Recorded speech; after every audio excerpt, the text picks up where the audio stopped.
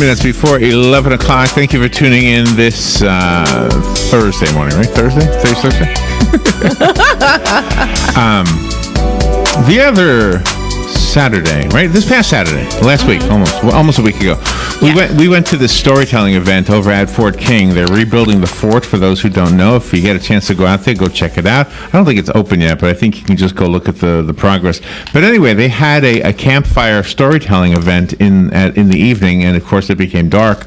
And so storytellers were standing by the fire telling these amazing stories, and some of them they wrote themselves, and others they memorized or whatever from authors, and it was just so good. And it just reminded me of how fun it is to just have a really good story. And you know what? Sometimes a scary story has its place in our world too, especially as we get close to Halloween.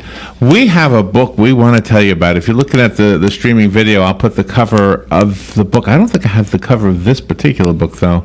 I'll look for it. It's called Fearsome Creatures of the Lumberwoods. Hal Johnson is the author. He's on the phone. He's, oh my gosh, an advocate for reading. We have such a great reading program in Marion County now, thanks to Dr. Mayer, the superintendent of the schools. So if you're looking for something great to read, don't wait for the app, because I know they're putting out some kind of an app. Just go to the bookstore or to the library, just get a book, and I'll recommend Fearsome Creatures of the Lumberwoods, especially this weekend and book. Next weekend. Hal Johnson, what an honor. Good morning, sir. Good morning, Larry. Thanks for having me here. You're welcome. Where are you? I'm in Connecticut. In Connecticut. Nice. How's the temperature? We felt like it was cold last night. It was like 52. How that would be warm for you, wouldn't it? It's generally not that cold this time of year, but it's raining so hard that I'm not going to go outside and find out what the temperature is like. Oh, really? Oh my gosh! Oh my gosh! So do you have a big following of young readers, and do you have a big following of 62-year-old readers who pretend they're young, like me? I guess the interesting thing about writing nowadays is that on the internet you can you get contacted by a lot of your fans, but I would not say I've hit big following. I'm still working on the building an army of followers that can do my bidding. Oh my gosh! Well, I don't see why that is. I mean, obviously this is a really well written book. So, are these stories that you've had inside of you for a long time? How does this? I'm always curious how a story comes out of an author. Where do they come from? Well, this book in part is inspired by an older book. It's a book from 1910 by William Cox, who was a forest ranger in Minnesota. He wrote a book called Fearsome Creatures of the Lumberwoods, which was a bestiary that just detailed different monsters that came from lumberjack folklore.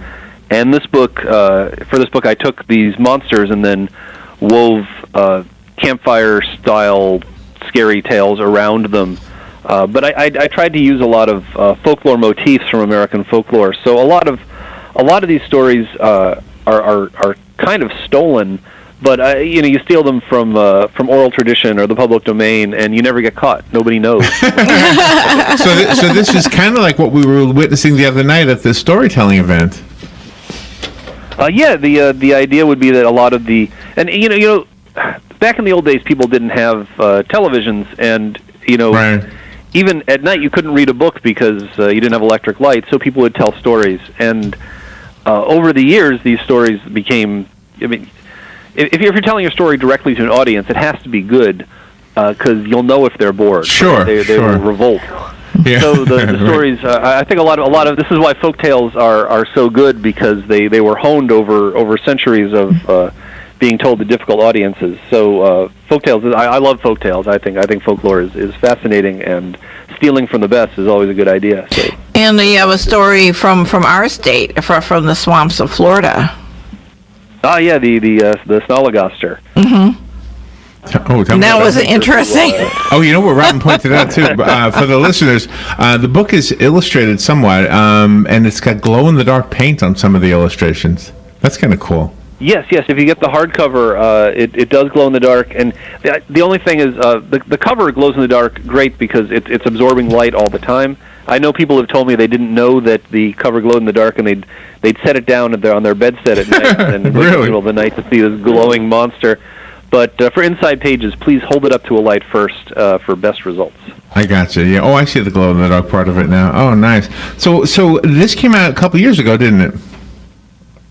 Yes, the paperback just came out about a month ago, but the hardcover came out, I guess, 18 months ago. Oh, okay. Did you have to refamiliarize yourself with the stories in order to talk about them on the radio? I mean, I remember them pretty well. I mean, they when you write something, I think it sticks with you. But I did go back and reread a bunch of them. You could probably catch me out on an error now that you wouldn't have. All right, I got the cover now. I'm putting it on the video. I mean the podcast that we're doing. So I have a different cover, Fearsome Creatures of the Lumberwoods, that I found on Amazon. Is like a white cover with scratch marks, and the one I'm holding in my hand. So that's the paperback. Okay. The white cover with scratch marks is the paperback. That does not glow in the dark, but it's shiny, so you can use it to summon airplanes or things. Each cover has its uses. I really enjoyed the different areas that you have the monsters coming from. I mean, you've got everything from the places that have boulders to the Mojave Desert. Yes, yeah. And again, this is William Cox, who probably knew lumberjacks and the northern U.S., southern Canada best. He did find monsters from other parts of the U.S. and put them in his book, so I followed suit. And there's the mountains of California, the Mojave Desert, as you say, and Florida are all. I mean, that's not lumberjack country, right? Not a lot of lumberjacks in Florida, but still, the swamps are scary enough to have their own monsters. Oh yeah, and plus you got the snow guys up in Canada, so that's pretty cool too. If I go visit during the winter time, I'm always going to look down because I don't want something coming up at me and dragging me away. Do you know what would be fun? Yeah, you never think about what's under the snow, right? You never think what's living there. You know what would be fun? If on Halloween night or something, we could just get the boss to do this because he's got a great voice. He does. Just read some of these stories, like Squonk. In the wilds of the Pocono Mountains of Pennsylvania lurks the squonk. Right? Yeah, can you imagine? Would be an excellent reader. That would be a nice Halloween night kind of a thing. That would be very nice.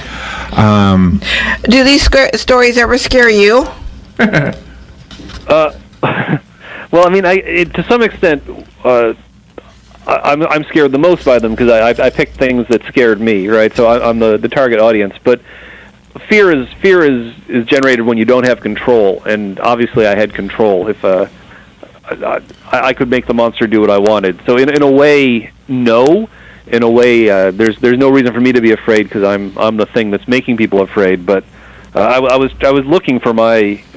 People say a funny bone. I was looking for my fear bone. Oh, I like that. I was trying to tickle. This morning there was a news article that J.K. Rowling from the Harry Potter series published some of the reject letters she got early on in her career before anybody knew who she was.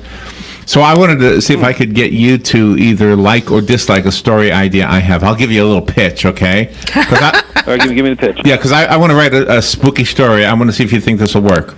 Ready? I'm going to start corny. Once upon a time, okay? So once upon a time, right, there was a knock at the door. I opened it up. It was the mailman. He had a certified letter from the IRS. How scary is that, huh? I mean, it's terrifying, but I mean, it may strike too close to home.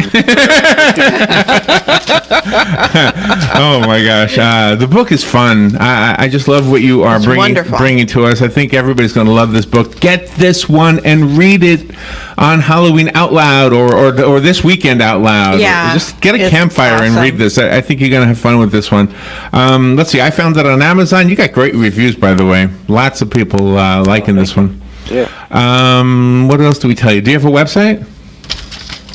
Well, you can follow me on Twitter at Hal Johnson Books.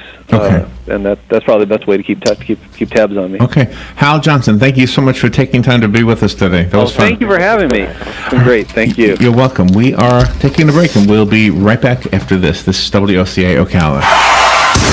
What do I do now? After 911, don't worry, call Fakuri. Fakuri Medical and Chiropractic, treating auto injuries for over 32 years. Same-day appointments, immediate medical attention, all under one roof. Don't worry, call Fakuri. Go to bestinjurycare.com. All auto insurances are accepted. Available 24 hours a day, 7 days a week to take your call. Car accident? Don't worry. Call Fakuri. BestInjuryCare.com.